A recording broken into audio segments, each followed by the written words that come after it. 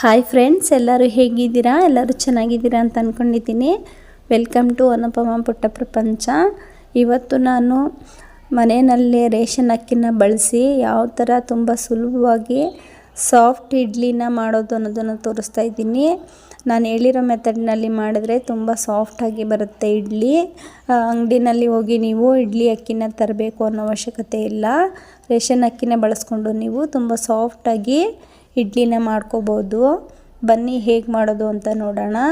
ನೋಡೋದಕ್ಕಿಂತ ಮುಂಚೆ ಯಾರು ಈ ವಿಡಿಯೋನ ಸಬ್ಸ್ಕ್ರೈಬ್ ಮಾಡದೆ ನೋಡ್ತಾ ಇದ್ದೀರಾ, ಈ ಕೂಡಲೇ ಸಬ್ಸ್ಕ್ರೈಬ್ ಮಾಡಿ, ಪಕ್ಕದಲ್ಲೇ ಇರೋ ಬೆಲ್ ಬಟನ್ನ ಕ್ಲಿಕ್ ಮಾಡಿ, ಆಲ್ ಅನ್ನೋ ಆಪ್ಷನ್ನ ಸೆಲೆಕ್ಟ್ ಮಾಡಿ, ಹಾಗೆ ನಿಮ್ಮ ಫ್ರೆಂಡ್ಸ್ಗಳಿಗೆಲ್ಲ ಶೇರ್ ಮಾಡಿ, ಲೈಕ್ ಮಾಡಿ, ಇದೇ ಥರ ಸಪೋರ್ಟ್ ಮಾಡ್ತಾಯಿರಿ.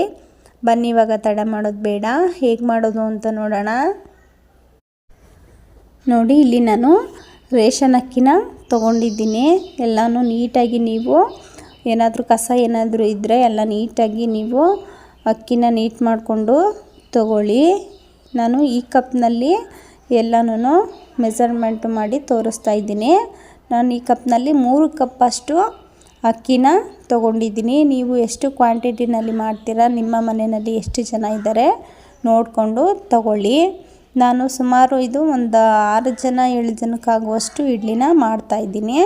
ಅದಕ್ಕಾಗಿ ನಾನು 3 ಕಪ್ಪನ್ನು ತೊಗೊಂಡಿದ್ದೀನಿ. ನೀವು ಕಮ್ಮಿ ಕ್ವಾಂಟಿಟಿನಲ್ಲಿ ಮಾಡೋದಾದರೆ 2 ಕಪ್ಪನ್ನು ತೊಗೊಳ್ಳಿ.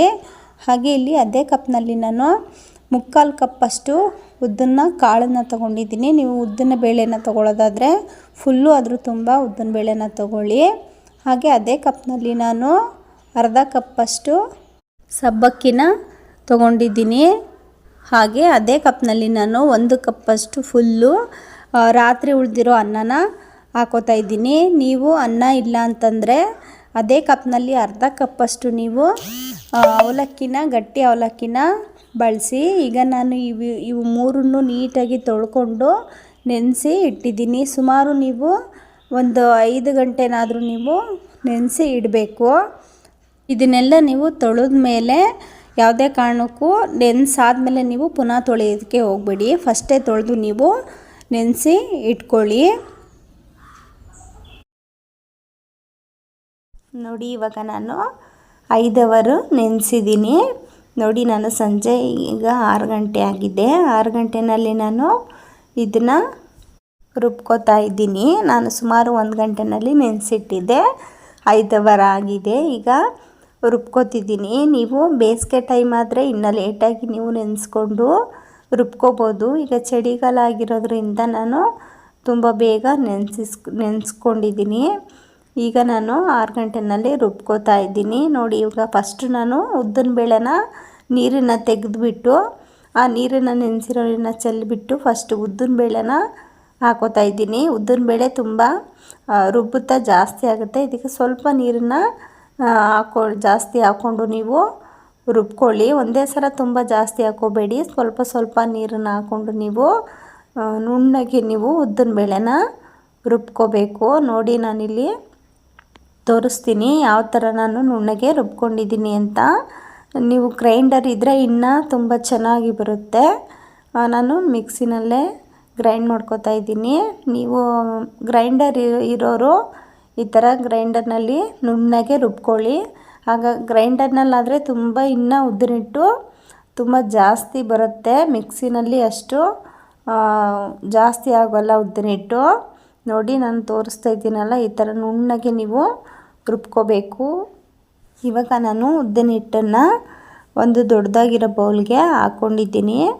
ಹಾಗೆ ಈಗ ನೆಕ್ಸ್ಟು ನಾನು ಅದೇ ಜಾಡಿಗೆ ಸಬ್ಬಕ್ಕಿ ಮತ್ತು ಅನ್ನನ ನೆನೆಸಿಟ್ಕೊಂಡಿದ್ನಲ್ಲ ಅದನ್ನು ಹಾಕ್ಕೊಂಡು ಸ್ವಲ್ಪ ನೀರನ್ನು ಹಾಕ್ಕೊಂಡು ಅದನ್ನು ಅಷ್ಟೇ ನಾವು ಉದ್ದಿನ ಬೇಳೆನ ಎಷ್ಟು ನುಣ್ಣಗೆ ರುಬ್ಕೊಂಡಿದ್ದೋ ಅದೇ ಥರನೇ ನಾವು ಇದನ್ನು ಆದಷ್ಟು ನುಣ್ಣಗೆ ರುಬ್ಕೋಬೇಕು. ನಾನೀಗ ಇದನ್ನು ನುಣ್ಣಗೆ ರುಬ್ಕೊಂಡು ಬರ್ತೀನಿ. ನೋಡಿ, ಇದನ್ನು ನಾನು ರುಬ್ಕೊಂಡಿದ್ದೀನಿ. ಈಗ ಇದನ್ನು ನಾನು ಸುಧಾ ಅದೇ ಬೌಲಿಗೆ ಹಾಕೋತೀನಿ. ಆದಷ್ಟು ನೀವು ಇಡ್ಲಿಗೆ ನೀವು ಮಾಡ್ಕೋತಾ ಇದ್ದರೆ ಈ ಥರ ಸ್ವಲ್ಪ ದೊಡ್ಡದಾಗಿರೋ ಬೌಲನ್ನು ತಗೊಳ್ಳಿ. ಅದು ಉಬ್ಬಿದಾಗ ಕೆಳಗಡೆ ಎಲ್ಲ ಚೆಲ್ಲುತ್ತೆ. ನೋಡಿ, ಈಗ ಅದನ್ನು ಸುಧಾ ಹಾಕ್ಕೊಂಡು ನಾನು ಈಗ ನೆಕ್ಸ್ಟ್ ಲಾಸ್ಟಲ್ಲಿ ನಾನು ನೆನೆಸಿರೋ ಅಕ್ಕಿನ ಹಾಕೋತಾ ಇದ್ದೀನಿ. ನೋಡಿ, ಈ ಥರ ನಾನು ಅಕ್ಕಿನ 2 ಟೈಮ್ ಹಾಕೋತೀನಿ. ನೀವು ಗ್ರೈಂಡರ್ನಲ್ಲಾದರೆ ಒಂದೇ ಸಲ ಹಾಕೋಬೋದು. ಅಕ್ಕಿಗೆ ನಾನು ಸ್ವಲ್ಪ ನೀರನ್ನು ಹಾಕೋತೀನಿ. ಹಾಕ್ಕೊಂಡು ನೀವು ಇದನ್ನು ತುಂಬ ನುಣ್ಣಗೆ ರುಬ್ಬಬಾರ್ದು. ಅಕ್ಕಿನ ಸ್ವಲ್ಪ ತರಿಯಾಗಿ ಇರಬೇಕು, ರವೆ ಥರ ಇರೋ ಥರ ನೀವು ರುಬ್ಕೋಬೇಕು. ತೀರಾ ನುಣ್ಣಗೆ ಅಕ್ಕಿನ ರುಬ್ಕೋಬಾರ್ದು. ಹಾಗೆ ತುಂಬ ತೆಳುವಾಗೂ ಸುದ ನೀವು ಹಿಟ್ಟನ್ನು ಮಾಡ್ಕೋಬಾರ್ದು. ಸ್ವಲ್ಪ ಗಟ್ಟಿ ಇರಬೇಕು ನೀವು ಇಡ್ಲಿಗೆ ಮಾಡುವಾಗ, ಆವಾಗ ಇಡ್ಲಿ ತುಂಬ ಚೆನ್ನಾಗಿ ಬರುತ್ತೆ. ನೋಡಿ ನಾನು ತೋರಿಸ್ತಾ ಇದ್ದೀನಲ್ಲ, ಈ ಥರ ಕೈನಲ್ಲಿ ನೀವು ಹಿಟ್ಟನ್ನು ಇಟ್ಕೊಂಡಾಗ ಸ್ವಲ್ಪ ಅದು ತರಿಯಾಗಿ ಇರಬೇಕು. ಆ ಥರ ನೀವು ರುಬ್ಕೊಳ್ಳಿ. ಈಗ ಇದನ್ನು ನಾನು ಎಲ್ಲ ಹಾಕ್ಕೊಂಡು ಇನ್ನು ಸ್ವಲ್ಪ ಅಕ್ಕಿ ಇತ್ತಲ್ಲ ಅದನ್ನು ಸುದ ನಾನು ಹಾಕ್ಕೊಂಡು ಅದೇ ಥರ ತರಿಯಾಗಿ ನಾನು ರುಬ್ಕೋತೀನಿ. ದೋಸೆಗಾದರೆ ನಾವು ಸ್ವಲ್ಪ ತೆಳುವಾಗಿ ನಾವು ಮಾಡ್ಕೋಬೇಕು ಸರಿನಾ. ಇಡ್ಲಿಗೆ ನಾವು ಸ್ವಲ್ಪ ಸರಿ ಗಟ್ಟಿಯಾಗಿದ್ದರೆ ತುಂಬ ಚೆನ್ನಾಗಿ ಬರುತ್ತೆ, ಇಡ್ಲಿ ಉಬ್ಬಿ ಬರುತ್ತೆ. ತುಂಬ ನಾವು ಬೇಯಿಸುವಾಗ್ಲೂ ಅಷ್ಟೇ ಇಡ್ಲಿ ತುಂಬ ಹೊತ್ತು ಹಿಡಿಯೋದಿಲ್ಲ. ತೆಳುವಾಗಿ ಮಾಡಿಕೊಂಡ್ರೆ ತುಂಬ ಹೊತ್ತು ನಾವು ಬೇಯಿಸ್ಬೇಕಾಗುತ್ತೆ. ಹಾಗೆ ದೋಸೆಗಾದರೆ ನಾವು ಎಲ್ಲ ಒಟ್ಟಿಗೆ ನೆನೆಸಿ ಇಟ್ಕೋಬೋದು. ಇಡ್ಲಿಗಾದರೆ ನಾವು ಈ ಥರ ಸಪ್ರೇಟಾಗಿ ನೆನೆಸಿ ಸಪ್ರೇಟಾಗಿ ಈ ಥರ ಒಂದೊಂದೂ ಈ ಥರ ರುಬ್ಬೋದ್ರಿಂದ ತುಂಬ ಚೆನ್ನಾಗಿ ಬರುತ್ತೆ. ನೋಡಿ ಈಗ ನಾನು ಎಲ್ಲ ಅಕ್ಕಿನೂ ರುಬ್ಬಿ ಆಯಿತು. ಈ ಥರ ಎಲ್ಲನೂ ಹಾಕ್ಕೊಂಡು ನಾವು ನೀಟಾಗಿ ಮಿಕ್ಸ್ ಮಾಡ್ಕೋಬೇಕು.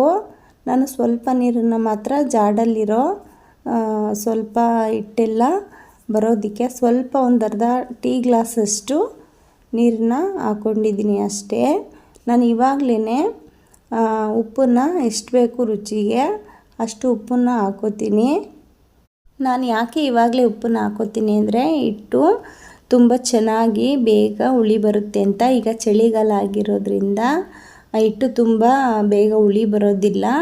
ನಾನು ಚಳಿಗಾಲ ಅಂತಲ್ಲ, ಬೇಸಿಗೆಗಾಲ ಆದರೂ ಅಷ್ಟೇ ಯಾವಾಗಲೂ ನಾನು ಈ ಥರ ಫಸ್ಟೇ ನಾನು ರುಬ್ಬಿದ ತಕ್ಷಣವೇ ಉಪ್ಪನ್ನು ಹಾಕ್ಕೊಂಡು ಈ ಥರ ಕೈನಲ್ಲೇ ನಾನು ಕಲಿಸ್ಕೊಂಡು ಇಟ್ಕೋತೀನಿ. ಯಾರಾದರೂ ಉಪ್ಪನ್ನು ಹಾಕದೇ ಇರಲಿ, ಈ ಥರ ನೀವು ಕೈನಲ್ಲೇ ಮಿಕ್ಸ್ ಮಾಡಿಕೊಂಡ್ರೆ ಇಡ್ಲಿ ಹಿಟ್ಟು ತುಂಬ ಚೆನ್ನಾಗಿ ಉಬ್ಬಿ ಬರುತ್ತೆ. ಸ್ಪೂನಲ್ಲಿ ಕಲಿಸ್ಬೇಡಿ, ಈ ಥರ ಕೈನಲ್ಲೇ ನೀಟಾಗಿ ಎಲ್ಲ ಮಿಕ್ಸ್ ಮಾಡ್ಕೊಳ್ಳಿ. ಬೇಕಾದ್ರೆ ನೀವು ಉಪ್ಪನ್ನ ಇವಾಗ ಬೇಕಿದ್ರೂ ಹಾಕೋಬೋದು, ಇಲ್ಲ ನಾವು ಮಾರ್ನಿಂಗ್ ಬೆಳಗ್ಗೆ ನಾವು ಸರಿ ಹುಳಿ ಬಂದಮೇಲೆ ನಾವು ಆವಾಗ್ಲೂ ಸುದ ನಾವು ಹಾಕೋಬೋದು. ನೀವು ಎಲ್ಲ ಹಿಟ್ಟನ್ನು ಯೂಸ್ ಮಾಡೋದಾದರೆ ಉಪ್ಪನ್ನ ಹಾಕ್ಕೊಳ್ಳಿ. ಇಲ್ಲಾಂದರೆ ಸ್ವಲ್ಪ ನೀವು ಎಷ್ಟು ಯೂಸ್ ಮಾಡ್ತೀರೋ ಅಷ್ಟನ್ನು ಎತ್ಕೊಂಡು ಅದಕ್ಕೆ ಮಾತ್ರ ಉಪ್ಪನ್ನು ಹಾಕ್ಕೊಂಡು ಮಿಕ್ಕಿದ್ದನ್ನು ನೀವು ಫ್ರಿಜ್ಗೆ ಎತ್ತಿಟ್ಕೋಬೋದು. ಯಾವಾಗ ಬಳಸ್ತೀರೋ ಆವಾಗ ನೀವು ಉಪ್ಪನ್ನು ಹಾಕ್ಕೋಬೋದು. ನಾನು ಎಲ್ಲ ಸರಿನಾ ಒಟ್ಟಿಗೆ ನಾನು ಇಡ್ಲಿಗೆ ಯೂಸ್ ಮಾಡೋದ್ರಿಂದ ಒಂದೇ ಸಲ ನಾನು ಇವಾಗಲೇ ಸಂಜೆ ಉಪ್ಪನ್ನು ಹಾಕ್ಕೊಂಡು ನೀಟಾಗೆಲ್ಲ ಕೈನಲ್ಲಿ ಮಿಕ್ಸ್ ಮಾಡಿಕೊಂಡು ಇದನ್ನು ಮುಚ್ಚಿಡ್ತೀನಿ. ಫುಲ್ಲು ಓವರ್ ನೈಟು ನಾವು ಇದನ್ನು ಬಿಡಬೇಕು, ಆವಾಗ ಚೆನ್ನಾಗಿ ಹುಳಿ ಬರುತ್ತೆ. ನೋಡಿ ಇವಾಗ ನಾನೆಲ್ಲ ನೀಟಾಗಿ ಮಿಕ್ಸ್ ಮಾಡ್ಕೊಂಡಿದ್ದೀನಿ. ಇವಾಗ ನಾನು ಇದನ್ನು ಪ್ಲೇಟನ್ನು ಮುಚ್ಚಿ ನೈಟ್ ಪೂರ್ತಿ ಇಡ್ತೀನಿ. ನೋಡಿ ಈಗ ಫುಲ್ಲು ನಾನು ಮಾರ್ನಿಂಗು ತೆಗೆದು ತೋರಿಸ್ತಾ ಇದ್ದೀನಿ. ಚಳಿಗಾಲದಲ್ಲೇ ಯಾವ ಥರ ಉಬ್ಬಿ ಬರ್ತಿದೆ ಅಂತ. ಇನ್ನೊಂದು ಸ್ವಲ್ಪ ಲೇಟಾಗಿದ್ರೂ ಸರಿ ಕೆಳಗಡೆ ಉಬ್ಬಿ ಬರೋದು. ನೋಡಿ ಈ ಥರ ಎಷ್ಟು ಚೆನ್ನಾಗಿ ಬಂದಿದೆ ಸರಿ ಅಂತ. ತುಂಬ ಪರ್ಫೆಕ್ಟಾಗಿ ಇದೆ, ಯಾವುದೇ ಥರದ ತೆಳುವಾಗಿ ಬಂದಿಲ್ಲ, ತುಂಬ ಚೆನ್ನಾಗಿ ಬಂದಿದೆ ಹಿಟ್ಟು. ನೋಡಿ ಇದೇ ಥರ ನಾನು ಹೇಳಿರೋ ಮೆಥಡ್ನಲ್ಲೇ ನೀವು ನೆನೆಸ್ಕೊಂಡು ಮಾಡ್ಕೊಳ್ಳಿ.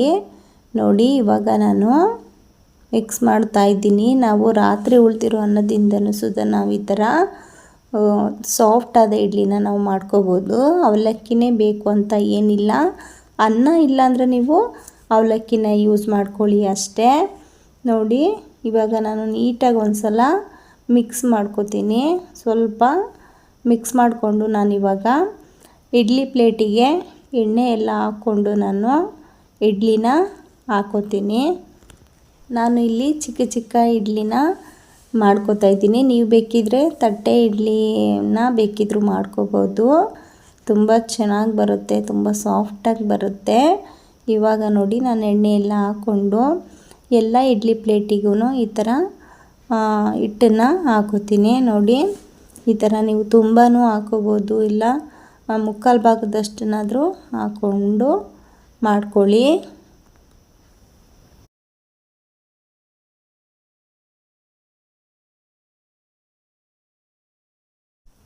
ನೋಡಿ ನಾನಿವಾಗ ಇಡ್ಲಿ ಪಾತ್ರೆಗೆಲ್ಲ ನಾನು ಹಿಟ್ಟನ್ನು ಹಾಕ್ಕೊಂಡಿದ್ದೀನಿ. ಈಗ ನಾನು ಸ್ವಲ್ಪ ಇಡ್ಲಿ ಪಾತ್ರೆಗೆ ಸ್ವಲ್ಪ ಒಂದು ಅರ್ಧ ನಿಂಬೆಹಣ್ಣು ಗಾತ್ರದ ಹುಣಸೆಹಣ್ಣನ್ನು ಹಾಕ್ಕೊಂಡಿದ್ದೀನಿ. ಯಾಕೆಂದರೆ ಅದು ಪಾತ್ರೆ ಕಪ್ಪು ಬರಲ್ಲ ಅನ್ನೋ ಕಾರಣಕ್ಕೋಸ್ಕರ ಅಷ್ಟೇ. ಈಗ ನಾನು ಇದನ್ನು ಮೀಡಿಯಮ್ ಫ್ಲೇಮಲ್ಲಿ ಒಂದು 10 ನಿಮಿಷ ಕುದಿಸ್ಕೊತೀನಿ ಅಷ್ಟೇ. ತುಂಬ ಹೊತ್ತು ನೀವೇನು ಕುದಿಸ್ಕೊಳ್ಳೋ ಅವಶ್ಯಕತೆ ಇಲ್ಲ. ನಾವು ಹಿಟ್ಟನ್ನು ಗಟ್ಟಿಯಾಗಿ ಮಾಡ್ಕೊಂಡಿರೋದ್ರಿಂದ 10 ನಿಮಿಷ ನೀವು ಮೀಡಿಯಮ್ ಫ್ಲೇಮಲ್ಲಿ ಬೇಯಿಸ್ಕೊಳ್ಳಿ. ನೋಡಿ ಇವಾಗ ನಾನು 10 ನಿಮಿಷ ಬೇಯಿಸ್ಕೊಂಡಿದ್ದೀನಿ. ಇವಾಗ ನಾನು ಬಿಸಿನಲ್ಲೇ ಸ್ವಲ್ಪ ಇಡ್ಲಿ ಪ್ಲೇಟ್ ಹಿಂದೆ ಸ್ವಲ್ಪ ನಾನು ತಣ್ಣೀರನ್ನು ಹಾಕ್ಕೊಂಡು ಇಡ್ಲಿನ ತೆಗಿತಾ ಇದ್ದೀನಿ. ನಿಮಗೆ ಟೈಮ್ ಇದ್ದರೆ ಬೇಕಿದ್ದರೆ ಒಂದು 10 ನಿಮಿಷ ಹಾಕಿ ಸ್ವಲ್ಪ ಆರೋದಕ್ಕೆ ಬಿಟ್ಟರೆ ಇನ್ನು ತುಂಬ ಸುಲಭವಾಗಿ ನೀವು ತೆಗಿಬೋದು. ಯಾವುದೇ ಬಟರ್ ಪೇಪರು ಅದೆಲ್ಲ ಹಾಕೋ ಅವಶ್ಯಕತೆಯೇ ಇಲ್ಲ. ನೋಡಿ ಎಷ್ಟು ಚೆನ್ನಾಗಿ ಎಷ್ಟು ಸಾಫ್ಟಾಗಿ ಬಂದಿದೆ ಅಂತ ಇಡ್ಲಿ. ಹಾಗೆ ವೈಟಾಗೂ ಇದೆ ಇಡ್ಲಿ. ರೇಷನ್ ಅಕ್ಕಿನ ಬಳಸಿದ್ರೆ ಇಡ್ಲಿ ಎಲ್ಲ ಕಪ್ಪಾಗಿ ಬರುತ್ತೆ ಅಂತ ಹೇಳ್ತಾರೆ. ಆ ಥರ ಏನಿಲ್ಲ. ನಾವು ಅಕ್ಕಿನ ನಾವು ಚೆನ್ನಾಗಿ ಒಂದು 3 ಸಲ 4 ಸಲನಾದರೂ ಚೆನ್ನಾಗಿ ತೊಳ್ಕೊಂಡ್ರೆ ಏನು ಕಪ್ಪು ಬರೋದಿಲ್ಲ. ನೀವೊಂದು ಸಲ ಟ್ರೈ ಮಾಡಿ ನೋಡಿ. ನೀವು ಮಾಡಿ ನನಗೆ ಹೇಗೆ ಬಂತು ಅಂತ ಪ್ಲೀಸ್ ಕಾಮೆಂಟ್ ಬಾಕ್ಸಲ್ಲಿ ತಿಳಿಸಿ. ನೋಡಿ ಇವಾಗ ಇಡ್ಲಿನ ನಾನು ತೋರಿಸ್ತಾ ಇದ್ದೀನಿ ಎಷ್ಟು ಸಾಫ್ಟಾಗಿ ಬಂದಿದೆ ಅಂತ, ಎಷ್ಟು ಸ್ಪಾಂಜಿಯಾಗಿದೆ ಅಂತ. ತುಂಬ ಚೆನ್ನಾಗಿರುತ್ತೆ. ಯಾರೂ ಇಡ್ಲಿನ ತಿನ್ನೋದಿಲ್ಲ. ಈ ಥರ ಒಂದು ಸಲ ಟ್ರೈ ಮಾಡಿ ನೋಡಿ, ಇಷ್ಟಪಟ್ಟು ತಿಂತಾರೆ. ನೋಡಿ ಎಷ್ಟು ಸಾಫ್ಟಾಗಿ ಮಲ್ಲಿಗೆ ಹೂ ಥರ ಅಷ್ಟು ಸಾಫ್ಟಾಗಿರುತ್ತೆ. ಇಡ್ಲಿ ಸಾಂಬಾರನ್ನ ಮಾಡಿಕೊಂಡು ನೀವು ಇಡ್ಲಿನ ಹಾಕ್ಕೊಂಡು ಡೀಪ್ ಸಾಂಬಾರನ್ನ ಹಾಕ್ಕೊಂಡು ನೀವು ತಿಂತಾಯಿದ್ರೆ ತುಂಬ ಚೆನ್ನಾಗಿರುತ್ತೆ. ಹಾಗೆ ನೆಕ್ಸ್ಟ್ ವಿಡಿಯೋದಲ್ಲಿ ನಾನು ಇಡ್ಲಿ ಸಾಂಬಾರು ರೆಸಿಪಿನ ನಿಮಗೆ ತಿಳಿಸ್ತೀನಿ, ತಪ್ಪದೆ ನೋಡಿ. ಹಾಗೆ ನಿಮಗೆ ಈ ಇಡ್ಲಿ ರೆಸಿಪಿ ಇಷ್ಟ ಆದರೆ ಪ್ಲೀಸ್ ಸಬ್ಸ್ಕ್ರೈಬ್ ಮಾಡಿ, ಪಕ್ಕದಲ್ಲೇ ಇರೋ ಬೆಲ್ ಬಟನ್ನ ಕ್ಲಿಕ್ ಮಾಡಿ, ಆಲ್ ಅನ್ನೋ ಆಪ್ಷನ್ನ ಸೆಲೆಕ್ಟ್ ಮಾಡಿ. ಹಾಗೆ ನಿಮ್ಮ ಫ್ರೆಂಡ್ಸ್ಗಳಿಗೆಲ್ಲ ಶೇರ್ ಮಾಡಿ, ಲೈಕ್ ಮಾಡಿ. ಇದೇ ಥರ ಸಪೋರ್ಟ್ ಮಾಡ್ತಾಯಿರಿ. ಹಾಗೆ ನಿಮಗೆ ಯಾವುದೇ ವಿಡಿಯೋ ಬೇಕು ಅಂದರೂ ನನಗೆ ಕಾಮೆಂಟ್ ಬಾಕ್ಸಲ್ಲಿ ತಿಳಿಸಿ, ನಾನು ನಿಮಗೆ ಮಾಡಿ ತಿಳಿಸ್ತೀನಿ. ಇದೇ ತರಹ ನೆಕ್ಸ್ಟ್ ವಿಡಿಯೋದೊಂದಿಗೆ ಸಿಗೋಣ. Thanks for watching. Bye friends.